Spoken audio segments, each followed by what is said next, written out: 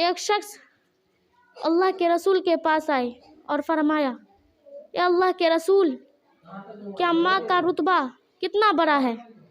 तो उसने अर्ज़ किया कि माँ के कदमों के नीचे जन्नत है और बाप जन्नत का दरवाज़ा है। बोला कि माँ की खिदमत कैसे करूं? उन्होंने बताया कि माँ जिस तरह तुम्हें बचपन से तुम्हें किस तरह पालती है, तुम्हें पोसती है, उस पे ही तुम उतना ही अर्ज़ करो। तो उन्होंने बताया कि माँ के नीचे क्या क्या होता है। तो उन्होंने बोला माँ के नीचे कदमों की जन्नत है। और बाप के नीचे बोलता है, बाप तो तुम्हें कितनी मेहनत से, एक मुशक्क़त से तुमको एक रोटी खिलाता है, लेकिन तुम उस बाप की कदर नहीं करते हो और माँ को लापरवाही छोड़ देते हो। आजकल के ज़माने में इतने शख्स बुरे बुरे इंसान होते हैं, जैसे ही तुम माँ बाप के साथ करोगे, तुम्हारा औलाद तुम्हारे साथ उतना ही रहम करेगा। ये बदला हुआ है।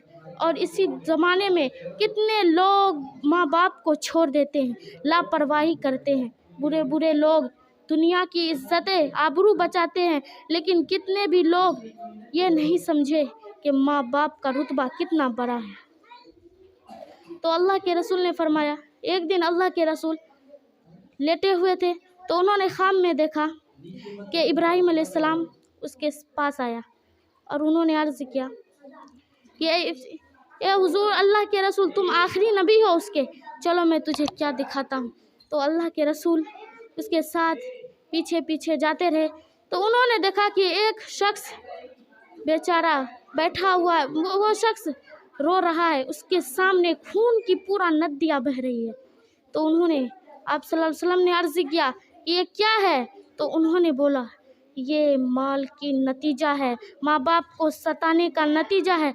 तो फिर अल्लाह के रसूल आगे बढ़े, फिर उसके पास गए और एक औरत बेचारी लिपटी हुई, उसके सामने पत्थर है, पत्थर के बीचों बीच खड़ी है और उसे एक फरिश्ता उसकी सर काटता है, फिर बार में वो सर झूम जाता है, फिर वही सर को फिर बार बार काटता है।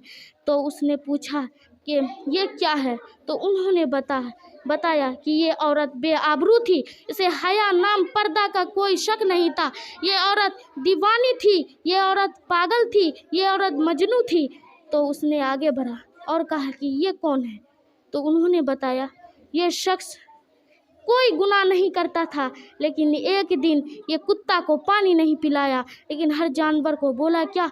तो उसने फिर नींद तोड़ दी। तो उम्मत से पूछा कि ए मेरी उम्मत, तुम मुसलमान कभी तो झूठा नहीं हो सकता, लेकिन तुम झूठ नहीं बोलोगे।